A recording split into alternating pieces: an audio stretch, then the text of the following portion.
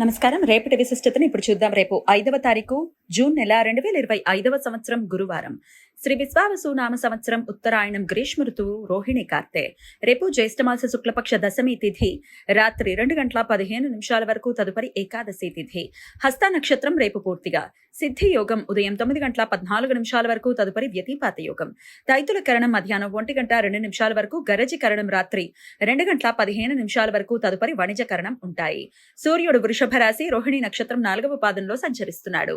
చంద్రుడు కన్యా రాశిలో సంచరిస్తాడు. నక్షత్ర వర్జం మధ్యాహ్నం 1:02 నుండి 2:50 వరకు, అమృతకాలం రాత్రి 11:49 నుండి 1:37 వరకు. హైదరాబాద్ ప్రాంతం వారికి రేపు సూర్యోదయం ఉదయం 5:41 సూర్యాస్తమయం సాయంత్రం 6:49 చంద్రోదయం మధ్యాహ్నం 1:59 చంద్రాస్తమయం రాత్రి 2:02 అభిజిత్ ముహూర్తం పగలు 11:49 నుండి మధ్యాహ్నం 12:41 వరకు. దుర్ముహూర్తం ఉదయం 10:04 నుండి 10:56 వరకు, మరలా మధ్యాహ్నం 3:19 నుండి సాయంత్రం 4:11 వరకు. రాహుకాలం మధ్యాహ్నం 1:53 నుండి సాయంత్రం 4:11 వరకు. గుళిక కాలం ఉదయం 8:58 నుండి 10:36 వరకు. యమగండం ఉదయం 5:41 నుండి 7:19 వరకు.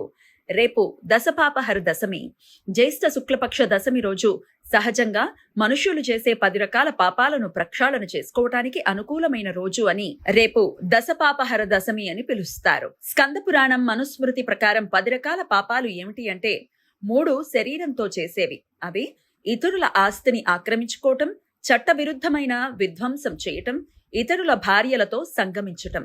4 మాటల ద్వారా చేసే పాపాలు. అవి అనాలోచితంగా ఆవేశంగా మాట్లాడటం, పరుల గురించి వారి పరోక్షంలో చెడుగా మాట్లాడటం, అబద్ధాలు అలవాటుగా మాట్లాడటం, అసందర్భంగా అనుచితంగా మాట్లాడటం. 3 మానసికంగా చేసే పాపాలు.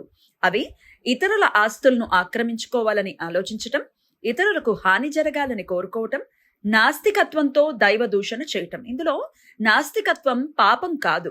అవగాహన, విషయ పరిజ్ఞానం లేకుండా దైవ దూషణ చేయటం పాపం.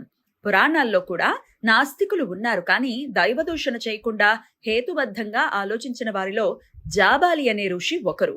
ఇటువంటి పాప ప్రక్షాళన కోసం రేపు భక్తులు గంగా నదిలో స్నానం చేస్తూ ఇంతవరకు తాము చేసిన పాపాలను క్షమించి ప్రక్షాళన చెయ్యాలని, భవిష్యత్తులో మరలా పొరపాట్లు జరగకుండా ఉండే విధంగా మనస్థైర్యం ఇవ్వాలి అని గంగాదేవిని ప్రార్థిస్తారు. దీనినే గంగా భగవతీ వ్రతం అని అంటారు.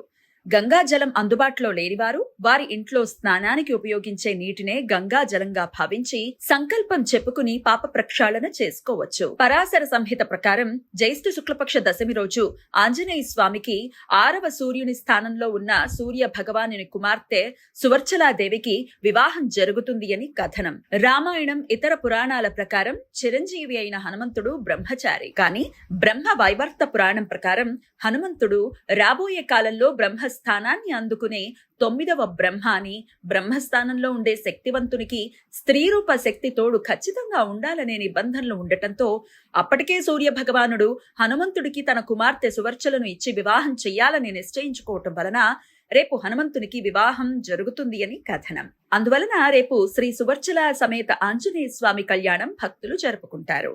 రేపు గంగా దసరా, గంగా అవతరణగా కూడా పిలుస్తారు. భగీరథుని కోరిక మేరకు భూమి మీదకు గంగ దిగివచ్చిన రోజు అని నమ్మకం.